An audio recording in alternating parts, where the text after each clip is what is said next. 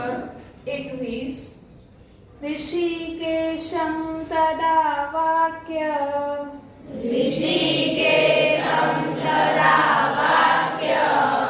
नीदमाह महीपते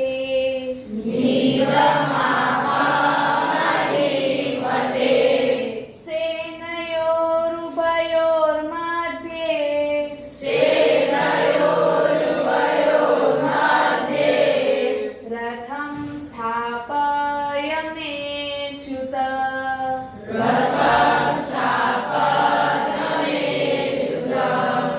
તેનો અર્થ છે શસ્ત્ર પ્રહારની તૈયારી વેળાએ ધનુષ ઉપાડીને ઋષિકેશ શ્રી કૃષ્ણ મહારાજને આ વચન કહ્યું, હે અચ્યુત, મારા રથને બંને સેનાઓની વચ્ચે ત્યાં સુધી ઊભો રાખો.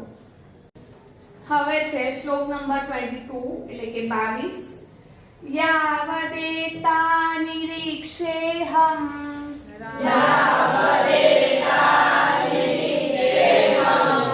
योद्धु कामानवस्थितान्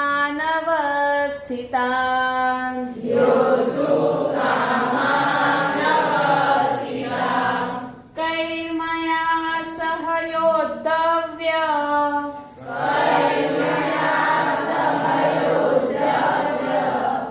मस्मिन् रणसमुद्यमे.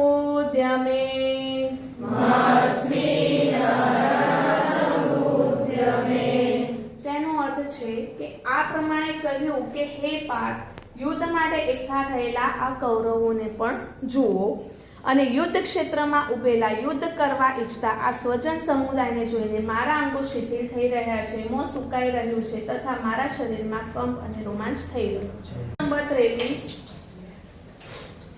योत्स्यमानान् वेक्षेऽहम्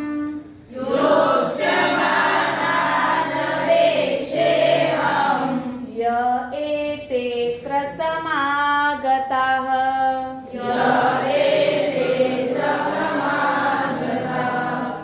धार्तराष्ट्रस्य दुर्बुद्धे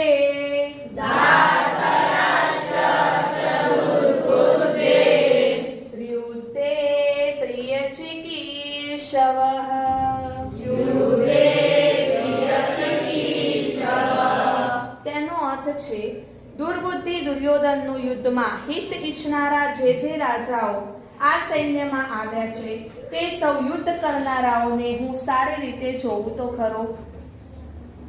છે શ્લોક નંબર 24 एव मुक्तो ऋषिकेशो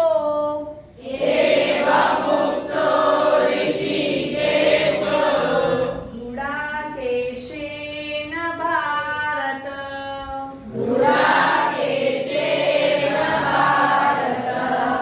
सेनयोरुभयोर्मध्ये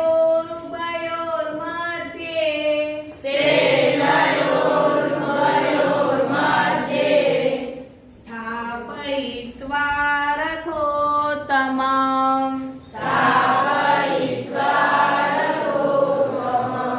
તેનો અર્થ છે હે ધૃતરાષ્ટ્ર, ગુડાકેશ અર્જુન દ્વારા આ પ્રકારે કહેવાયેલા ઋષિકેશ શ્રી કૃષ્ણચંદ્રે બંને સેનાઓની મધ્યમાં ભીષ્મ અને દ્રોણાચાર્યની તેમજ સમસ્ત રાજાઓની સામે ઉત્તમ રથને ઊભો રાખ્યો.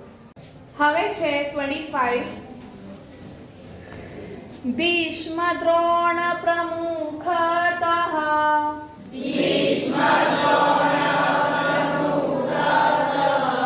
सर्वेषां च महीक्षिताम्.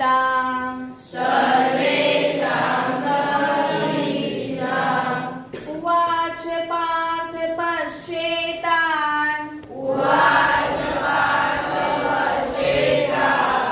समवेतान् कुरुनिति.